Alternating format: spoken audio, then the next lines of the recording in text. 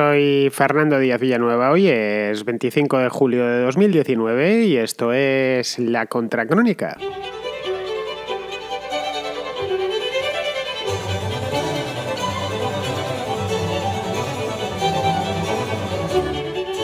Boris Johnson se convirtió ayer en primer ministro del Reino Unido.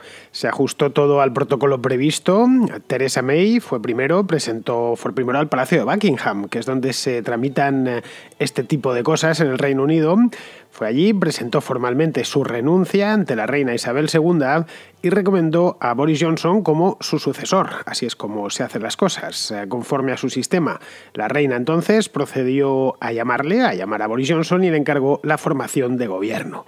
Se ahorraba así Johnson el apuro de tener que pasar por la Cámara de los Comunes. Vamos, que en una monarquía parlamentaria como la española, Johnson no lo hubiese tenido tan fácil.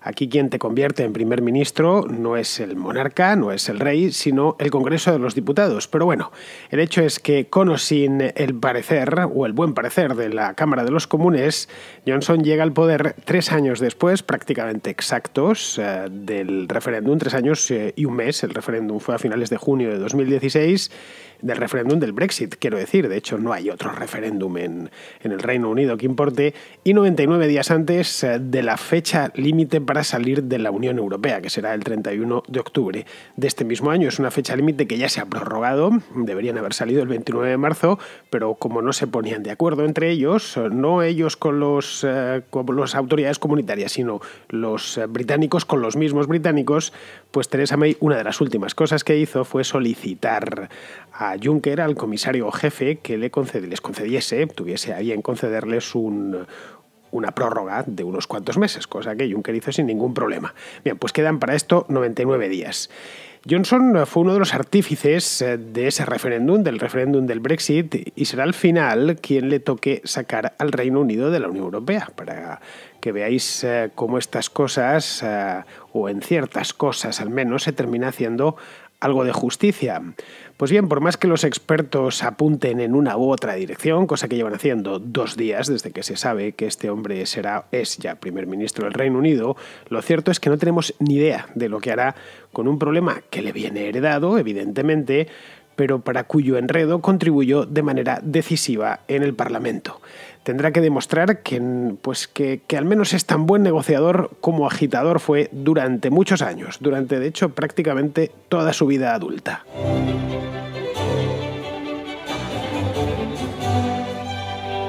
Me comentaba ayer un oyente por teléfono, un oyente que vive en Inglaterra, que por allí está haciendo unos días bastante calurosos. Vamos, que concretamente ayer hacía un día tórrido.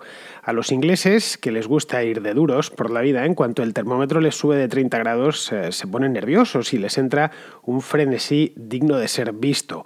Vamos, que les dejaba yo una semanita de verano en Madrid y van a saber lo que es bueno, ¿no? Una semanita, 2 días les bastaría para saber lo que es realmente bueno, lo que es pasar calor durante el verano. Pero bueno, allí realmente calor, propiamente calor, hace solo 3 o 4 días al año que están siendo precisamente estos. Un día tan caluroso, bueno, es cierto que tienen mucha humedad y por lo tanto el calor se nota para mal, quiero decir, bastante más que en Madrid. Pero bueno, el día tórrido, como os decía, era perfecto para la entrada triunfal de Boris Johnson en el número 10 de Downing Street. Johnson es un tipo de esos que se atropellan a sí mismos al andar. Supongo que a lo largo de estos días y especialmente de las primarias, pues le habréis visto algo por televisión. Era un tipo ya muy conocido, fue alcalde de Londres durante muchos años, fue alcalde de las Olimpiadas, de hecho, y él procuró darse todo el brillo posible durante aquellos Juegos Olímpicos. Y bueno, que es un tipo atropellado, ¿no? Es excesivo, es explosivo en su manera de hablar, en su manera de comportarse, de sonreír, de hablar, etc. Es uno de estos seres que son puro exceso, que nos regala la política de vez en cuando. Es algo así, algo a medio camino entre Manuel Fraga, que los españoles identificaréis en el acto, los que no lo sois, pues Manuel Fraga fue un político español del Partido Popular, de hecho fue el fundador del Partido Popular, que murió hace ya unos años y que era de este mismo estilo de Boris Johnson, pero sin gracia, porque Boris Johnson la verdad es que gracia tiene mucho.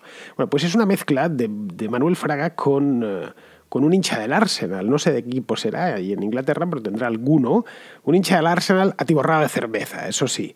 Lo cierto es que este hombre no siempre se dedicó a la política, a diferencia de otros, por ejemplo, Theresa May, que se acaba de ir, que en paz descanse, iba a decir, aunque bueno, en paz, la verdad es que en paz sí que está descansando, porque después de lo que ha tenido que atravesar a lo largo de los últimos años, pues este descanso le tiene que estar sentando bastante bien. No sé si volverá. Es posible, porque en política no, lo único que te retira es la parca, pero bueno, el hecho es que va a pasar bastante tiempo a la sombra, o al menos eso creo yo. Bien, este tipo no siempre se dedicó a la política. Boris Johnson, podríamos decir, hoy por hoy es un político profesional, lleva ya muchos años dedicado a esto, pero no tantos como podría parecer. Es decir, ni siquiera estaba dedicado a la administración. A diferencia del perfil burocrático de Theresa May, que había sido funcionaria del Ayuntamiento de Londres durante mucho tiempo, hasta que poco a poco y de una manera muy tranquila se fue metiendo en política. Bueno, de hecho, Theresa May no hubiese desentonado en el papel de M, de la serie, de las películas de James Bond, el que en las últimas interpretaba Judi Dench, pues era casi perfecta. Pues bien, Boris Johnson no es así. Es en cierto modo un aventurero. Es un tipo que aterrizó en la Cámara de los Comunes ya con 36 años, cuando se había hecho un nombre como periodista. Más un periodista en aquel entonces, estamos hablando del año 2001, un tipo que tenía ya ganaba un dineral como periodista. Escribía en los principales periódicos del Reino Unido, su firma era muy reconocida, tanto en Londres como en Bruselas, había sido corresponsal allí. Y bien, se le conocía. No era una celebridad mundial, obviamente, pero dentro del oficio se le conocía bastante. Escribió, de hecho, como os digo, en cabeceras prestigiosísimas que cualquier periodista mataría por escribir en ellas, tipo el Times, el Telegraph, por ejemplo. Estuvo también en el Spectator durante mucho tiempo, la revista. Es una revista conservadora, muy prestigiosa, y de hecho The Spectator es una revista muy buena. Y fue también corresponsal, como os he dicho, corresponsal en Bruselas para el Telegraph, y lo fue durante un montón de años. Creo que fueron 5 años, 5 o 6 años, entre finales de los 80. Estuve leyendo el otro día un perfil biográfico suyo bastante completo, y creo que fue desde el año 88, 89 hasta ya bien entrados a mediados de los 90, una cosa así. Vamos, en tiempos de Jacques Delors, cuando se creó el euro, el gran momento de la Unión Europea, cuando el Tratado de Maastricht y todo aquello, ¿no? Lo recordamos a la perfección, vamos, lo recordamos los que tenemos edad para recordarlo.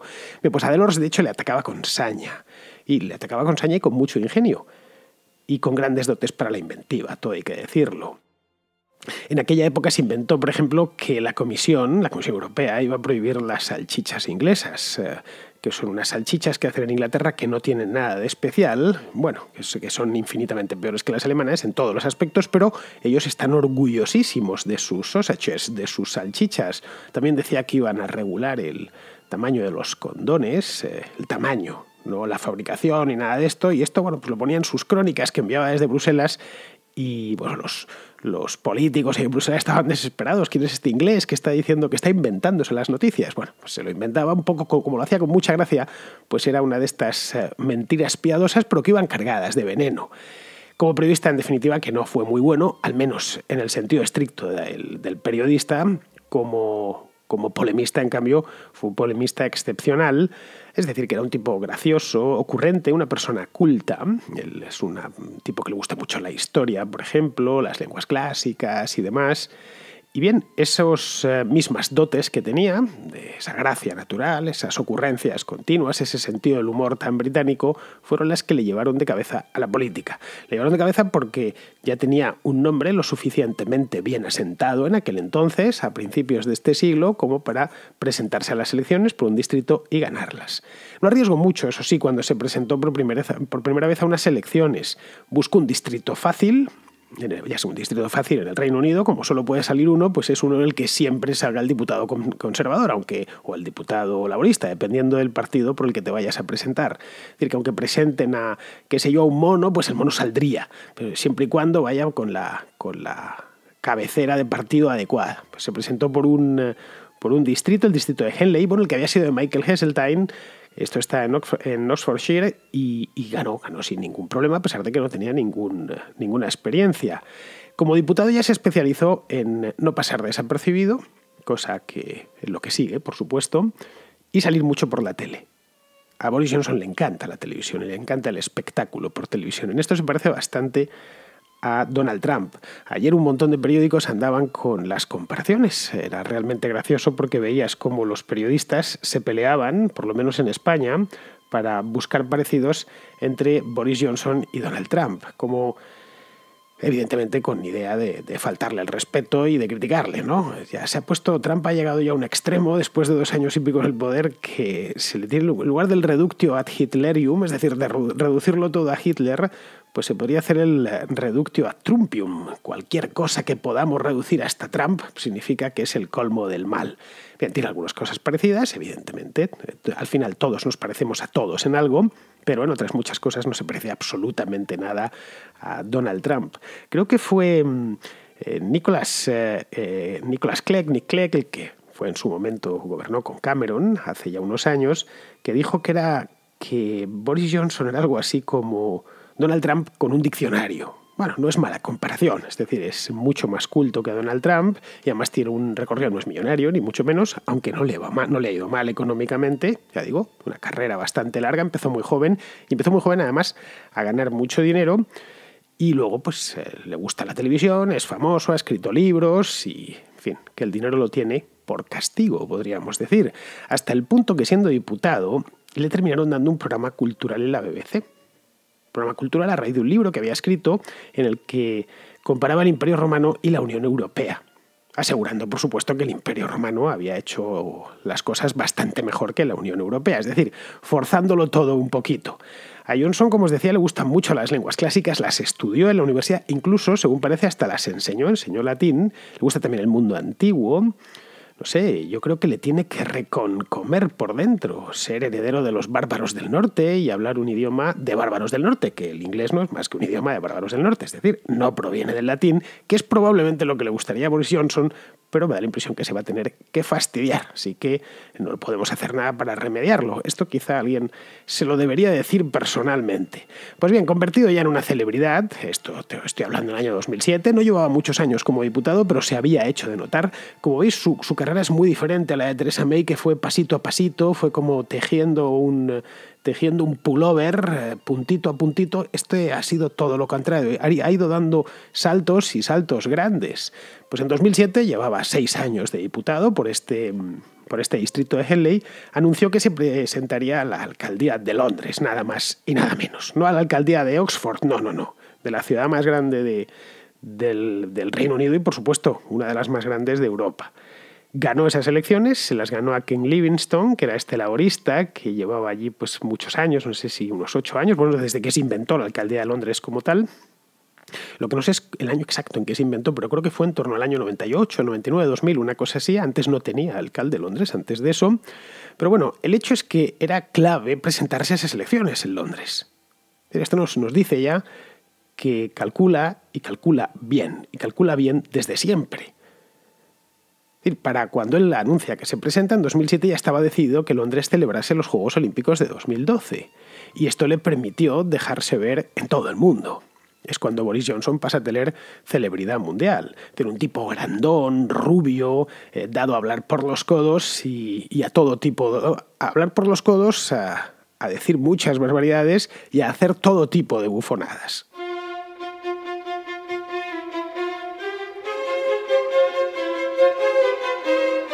El estilo johnsoniano, bueno, y el hecho mismo de que se habían celebrado los Juegos Olímpicos en Londres, cosa que él capitalizó como haría cualquier otro alcalde, debió gustar a los londinenses porque 3 meses antes de las Olimpiadas, en el mismo 2012, revalidó la alcaldía, aunque eso sí, con algo menos de ventaja. Perdió creo que 2 o 3 puntos con respecto a la ventaja que le había sacado a Livingstone, que en 2012 también se volvió a presentar. No lo sé, quizá por eso mismo no volvió a intentarlo. No lo intentó una tercera vez, tal y como se preveía. En 2016, que tocaban de nuevo elecciones en Londres, decidió, de motu propio, no volver a presentarse. Se lo dejó a un mandado, que el mandado perdió, por cierto, es cuando llegó Sadiq Khan a la alcaldía de Londres, y esto lo había calculado bien. No fue un arrebato. Un año antes se había presentado a las elecciones legislativas, en 2015 a las parlamentarias, por una circunscripción londinense muy conservadora, la de Uxbridge. De nuevo, apostaba sobre seguro. Era la segunda vez que lo hacía para llegar a los comunes. Este tipo de cosas nos muestran cómo Johnson puede parecer desde fuera un caballo loco y descontrolado, pero no lo es en absoluto, a la luz de su propia biografía y de los hechos. Es un jugador cauto que sabe prevenir con tiempo. Vamos, no es ni impredecible ni caótico, tal y como estaban diciendo ayer muchísimos medios de todo el mundo. En absoluto. Y lo digo basándome en su propia vida. No en opiniones mías, ni en lo que me ha parecido el último vídeo que he visto, pues qué sé yo, jugando al rugby con un niño de 7 años al que tira, que ese vídeo creo que lo han pasado por todas las televisiones del mundo. Al margen de eso, de ese tipo de bufonadas, realmente graciosas y que además al público británico, especialmente al conservador, se le hacían muy entrañables, porque el tío es simpático, muy simpático, a poco que le oigáis hablar, habla con un inglés perfecto, por supuesto, un inglés de Oxford, chico estudiado, de buena familia además, pero siempre tiene uno, por lo menos en lo que yo le he visto, siempre tiene una gracia reservada, es simpático de trato, de manera, siempre está sonriendo, y eso a los británicos pues parece ser que les gusta, porque no solo le han ido eligiendo a lo largo de los años, le eligieron alcalde de Londres, que no es un puesto fácil de conseguir, es decir, que de nuevo no estamos ante Donald Trump. Donald Trump no es gracioso, nos puede hacer gracia porque el personaje es estrambótico y tal, pero no pretende ser gracioso ni tiene una vena cómica. Este hombre sí que la tiene. Pero esto no significa, como os decía, que sea caótico, en absoluto. Es decir, no le gusta perder absolutamente nada ni quedarse fuera de juego. Tras su regreso a la política nacional, esto fue en el año 2016, que decidió no presentarse, se retiró de la alcaldía de Londres, se metió de hoz y coz en la campaña del Brexit. Como si hubiese tenido, qué sé yo, como si el Boris Johnson del futuro le hubiera venido a ver, le hubiese dicho, apuesta por esto porque esto tiene futuro. Cuando si hacemos memoria, en 2016 nadie daba un céntimo por el Brexit. Todos pensábamos, o prácticamente todos, que aquello era pues una excentricidad británica que se iba a estrellar contra las urnas, como había pasado, por ejemplo, un par de años antes con el referéndum en Escocia. Bueno, pues esta es la noticia británica del año. Han hecho un referéndum sobre el Brexit y va a salir que no, que menos. Es imposible que salga que sí. Hoy, evidentemente, 3 años más tarde, a toro pasado, lo fácil es decir, yo ya lo sabía. Yo, desde luego, y además no puedo negarlo porque en 2016 ya hacía la contracrónica y lo dejé dicho, que yo había pensado que no iba a salir y como yo creo que la mayor parte de la gente, pero él en cambio algo se debió oler. Lo que demuestra que también conoce bien a la sociedad británica, porque él se metió de hoz y coz en la campaña del Brexit a favor del sí. De hecho, se convirtió en la estrella de la campaña, oscureciendo por completo a personajes como Nigel Farage, que llevaban años con lo del Brexit, dando la paliza con lo del Brexit, y no ya en Londres o en Manchester, sino en la misma Bruselas y en Estrasburgo. Cameron, de hecho, que era, por cierto, se conocen desde hace muchos años, hay una fotografía de Eton que se les ve de los años 80 cuando eran jovencitos, habían sido compañeros en el colegio, no había contado con él para ningún ministerio en 2015, cuando el Partido Conservador volvió a ganar las elecciones. Y esta, pues, quizá fue una buena manera de devolvérsela, y además de mantenerse en el escenario, que es lo que a este hombre más le interesa. Sucedió entonces que salió que sí en el referéndum, y ahí volvió a demostrar bastante temple. Es decir, que es un tipo estrambótico pero no suicida. Dejó pasar a Theresa May, cosa que durante esos días, lo recuerdo a la perfección, hace 3 años se decía, bueno, el siguiente es Boris Johnson, le estaban dando por seguro, ahí están los artículos de prensa, y él la dejó pasar, a cambio de un ministerio importante, en el que pudiese de nuevo darse brillo y salir mucho en la televisión. No le pidió el Ministerio de Trabajo, ni el de Economía, que lo sabe. Pidió el de Asuntos Exteriores, donde podía tener controlada a Theresa May, vigilado las negociaciones con el Brexit y a la vez poder salir y entrar cada vez que quisiese, y colocados a todos los suyos. Él sabía que May se iba a columpiar, que el asunto era complicado, que aquello era un toro con mucha cornamenta, que iba a terminar llevándosela por delante. Y esperó pacientemente, Esperó al momento exacto, que fue hace justo un año, julio del año pasado, cuando May anunció el plan Chequers. Les llamó, esto estamos hablando de cosas que pasaron hace 12 meses exactos. Les llamó a su residencia de Buckinghamshire, que es donde está la residencia de Chequers, que ahora pues pertenece al propio Boris Johnson. No sé si se habrá ido o tendrá pensado irse, aunque sea el mes que viene, y les entregó el plan para que lo asumiesen o se fuesen. Johnson decidió irse, se fue 3 días después, dando un portazo, además llevándose de la mano a David Davis, que había sido el negociador británico del Brexit, es decir, 2 por el precio de 1. Eso dejaba a May totalmente en el alambre. Bueno, en el alambre, ¿qué digo? Mortalmente herida. Y ya solo le quedaba cobrarse la presa. Pero claro, no sin ahorrarle sufrimiento en el Parlamento. En unas cuantas sesiones, a lo largo de los últimos meses, especialmente humillantes, en las que May entraba mal y salía peor de la Cámara de los Comunes. Así que tan pronto como Theresa May anunció su renuncia, esto sucedió hace 2 meses, a mediados de mayo, Johnson comunicó que se presentaba a las primarias. Justo 3 años o casi 3 años después del referéndum, con total y absoluta tranquilidad. ¿Veis cómo no es caótico? ¿Veis cómo no es impredecible? Desde entonces, pues ha pasado 2 meses con la artillería disparando a discreción. Básicamente, lo que ha venido a decirles a los conservadores, las elecciones primarias han votado solo los afiliados al Partido Conservador, como primarias que son, les ha venido a decir que él sabe cómo salir de este atolladero. Sabe cómo sacar al Reino Unido de la Unión Europea el día 31 de octubre. Con sus condiciones, no con las condiciones pactadas por May. Y que si no las aceptan en Bruselas, pues se irá por las malas, dará un portazo. Aquí la pregunta es si cumplirá sus amenazas. Yo la verdad es que no lo creo, o lo veo poco probable, y seguramente él también.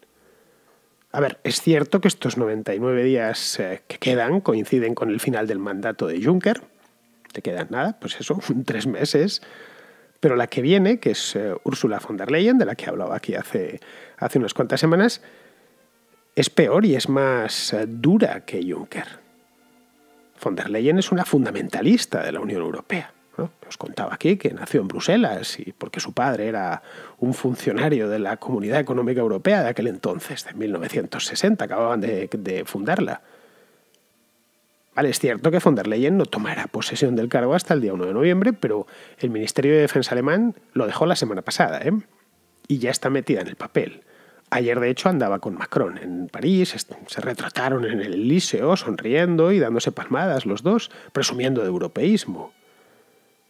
Luego, el principal escollo del Brexit hoy por hoy es la salvaguarda irlandesa, que es la que May no consiguió sortear. Este no lo va a poder mover, porque la República de Irlanda bloqueará el acuerdo que quite esa salvaguarda. Así que es probable que se lo coma. Tratará, eso sí, de hacerlo sin que se note, obviamente. Movilizará a su propio partido. No olvidemos que a Theresa May el que le estaba moviendo el partido en contra era el propio Johnson. La china en el zapato de Theresa May era Boris Johnson, en una palabra. Pues movilizará a su propio partido para que le apoye, para que apoye el mismo plan que rechazaron en enero. Si no lo consigue, pues sabiendo lo que ha hecho anteriormente, huirá hacia adelante, siempre sobre seguro, convocando nuevas elecciones. La oposición laborista además se lo está poniendo fácil. Corbyn ya apuesta abiertamente por repetir el referéndum, cosa que no es muy del gusto de una parte considerable de británicos. Por supuesto, de ningún conservador o de casi ningún conservador. Las elecciones europeas, los resultados en el Reino Unido son los que son. El partido del Brexit arrasó. Y esto evidentemente Johnson lo sabe. Sabe que con el mensaje que va Corbyn, una parte de la población la tiene en contra. Luego hay otra cosa, y es que este hombre es experto en monopolizar los medios y la atención. Experto absoluto, además tiene talento y dotes para ello. Es decir, es muy probable que en esas elecciones volviese a ganar, sin demasiados problemas. Lo que no creo que vaya a hacer es declarar una salida unilateral de la Unión Europea, como muchos medios decían ayer. Al Reino Unido no le interesa, desde luego, pero es que a él tampoco. Y Boris Johnson es, por encima de todo, un superviviente cuyo único partido es el mismo.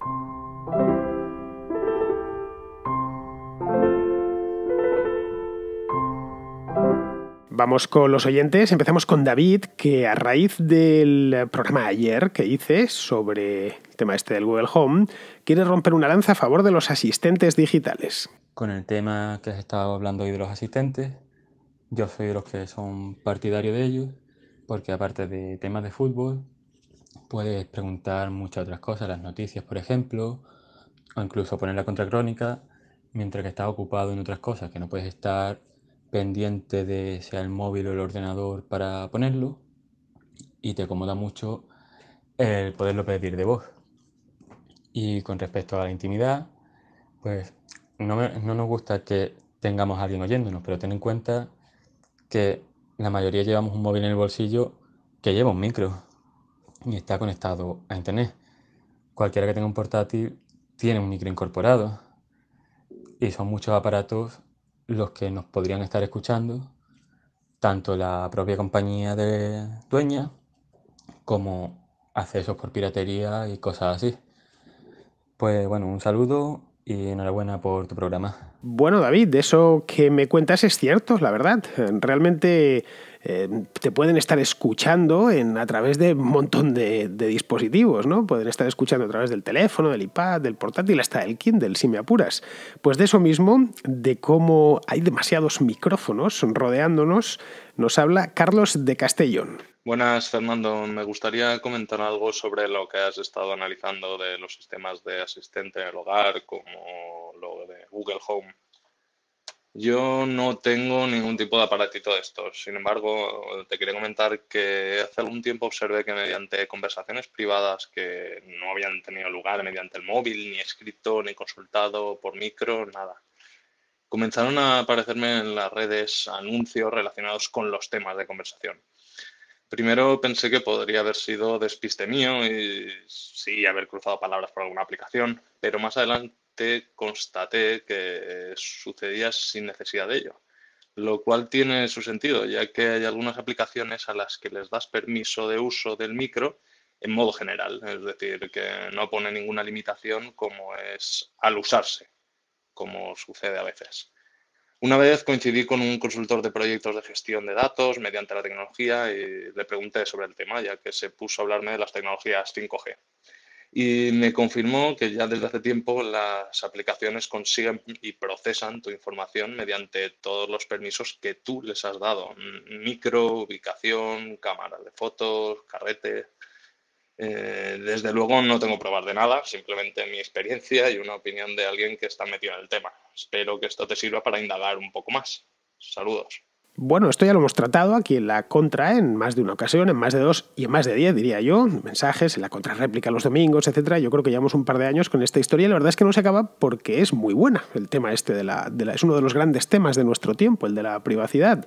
Al final, la verdad es que tenemos muchísimas aplicaciones instaladas en el teléfono. Algunas es que son necesarias y que si nos las desinstalásemos, nuestro día a día sufriría bastante.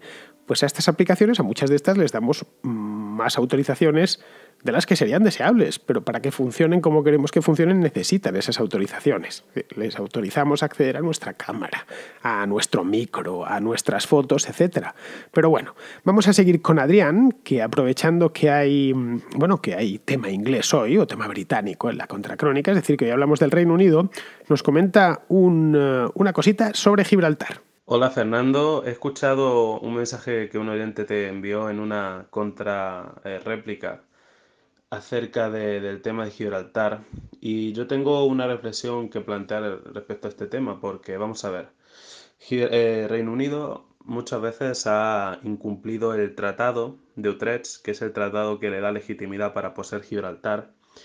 Entonces, bueno, aumentó en momentos en los que España estuvo en crisis, como ahora no recuerdo bien, pero a lo largo del siglo XIX, pues en alguna de las guerras internas que tuvo España, pues el Reino Unido aprovechó esos momentos de debilidad para aumentar su extensión o su dominio sobre Gibraltar. Incluso creo que la guerra civil también aprovecharon para ampliar el territorio y bueno, han construido también el aeropuerto, que es una cosa que al adentrarse dentro del mar, pues incumple también el Tratado de Utrecht.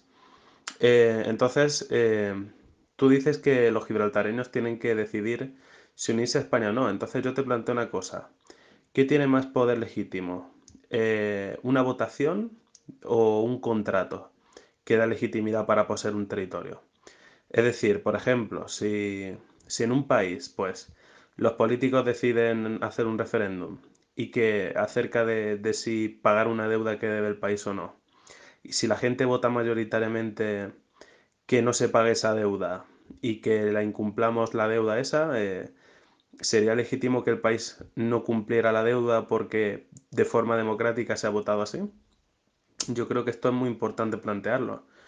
En cuanto al tema de cómo solucionar el tema de Gibraltar, una vez propusiste esto y la verdad es que me gustó mucho tu idea y es lo de crear un paraíso fiscal en España que esté junto a Gibraltar, como Cádiz o como algún pueblo de la zona y liberarlo de cualquier carga fiscal y hacer que los gibraltareños pues tengan envidia de ese estado, ¿no?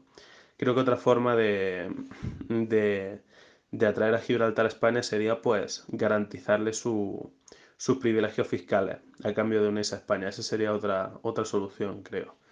Pero vamos, que a mí me parece que si Reino Unido tiene control sobre Gibraltar es gracias a que firmó un contrato que a cambio de una serie de condiciones pues le da el privilegio de poseer un territorio en la península ibérica y, y si lo está incumpliendo, pues yo creo que no, ya no tiene derecho a mantener ese territorio. ¿Por qué lo sigue manteniendo? Pues muy simple, porque tiene la superioridad diplomática, tiene más apoyo de más países y tiene una superioridad militar. Y tiene, por supuesto, bombas atómicas, que eso también cuenta. Entonces, simplemente el Reino Unido conserva Gibraltar porque puede y porque tiene el poder para hacerlo. Nada más. Un saludo. Bueno, vamos a ver, Adrián, vamos a centrar un poquito el balón. A ver, Felipe V cedió Gibraltar al rey de Inglaterra, que entonces era la reina Ana, todavía no se había muerto.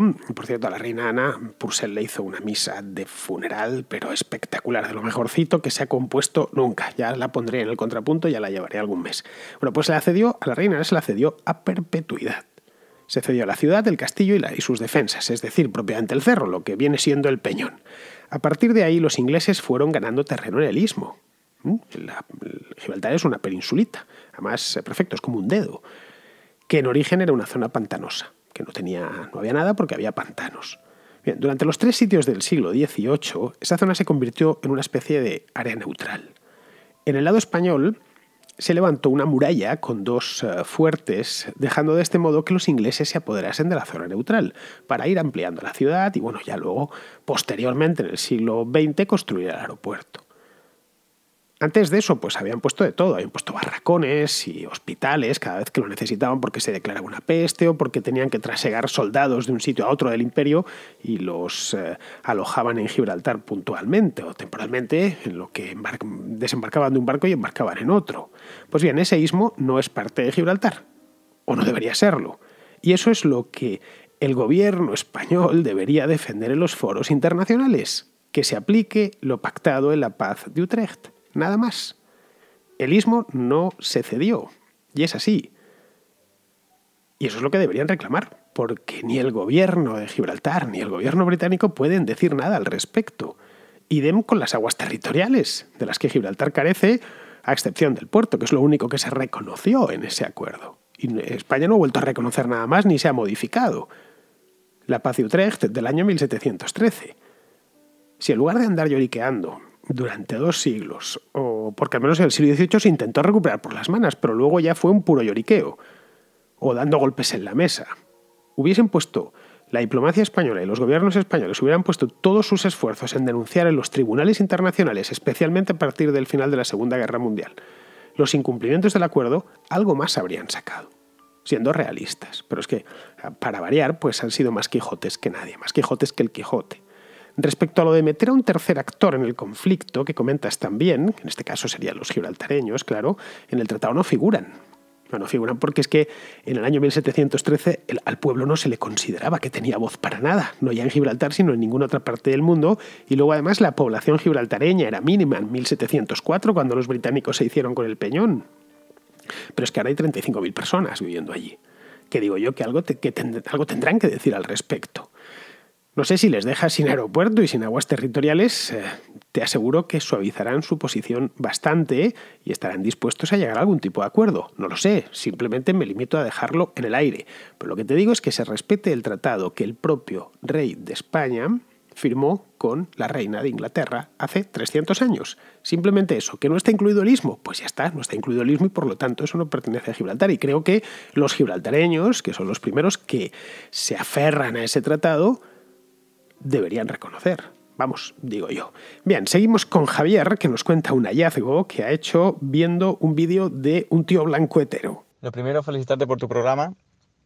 Valoro mucho que digas tus noticias siempre de la forma más objetiva posible y siempre basada en hechos. El tema en cuestión es que ayer vi un vídeo del youtuber Un Tío Blanco Hetero, en el que una chica le acusaba de ser agresivo con las mujeres. La cosa es que la chica se autodefinía como artista visual, experta en comunicación y género. Claro, yo entiendo cómo puede uno llegar a ser artista visual y experto en comunicación y cuál es la finalidad de esas profesiones. Pero lo que no sé es cómo llega uno a ser experto en género. Es más, es que ni siquiera sé lo que es. No sé ni cómo se estudia, ni si se estudia o qué finalidad laboral tiene eso. A ver si tú pudieras arrojarme algo de luz. Un saludo. Bueno, Javier, según tengo entendido, estudiarse sí que se estudia, ¿eh? Hay infinidad de cursos de género en las universidades, muchísimos, ¿eh? Lo que yo ya no te puedo decir es exactamente lo que se estudia en esos cursos, pero vamos, puedo imaginármelo y creo que tú también te lo puedes imaginar. No por nada, sino porque las consecuencias prácticas de esos estudios teóricos tenemos ocasión de verlas continuamente, no ya en las redes sociales, sino en la misma vicepresidencia del gobierno. Muy bien, pues vamos a terminar ya. Vamos con Pizarro, que nos habla, cierra el programa y cierra la semana con el tema este de Google Home. Nuestros patrones de consumo, nuestras inclinaciones políticas y nuestras miserias son información susceptible de convertirse en dinero, pues es deseada por productores, políticos y chantajistas. Su valor es significativo si es información agregada en los dos primeros casos y si es una información sobre una persona en algún sentido poderosa en el tercero. Entregar esa información a cambio de optimizar nuestro consumo o facilitarnos las tareas es un acuerdo en el que todos ganan hasta que los poseedores finales de la información deciden que es hora de manipular gracias a esa información a los informantes. Hasta ahora todos hemos llevado varias vidas, la pública y la personal y alguno incluso la secreta.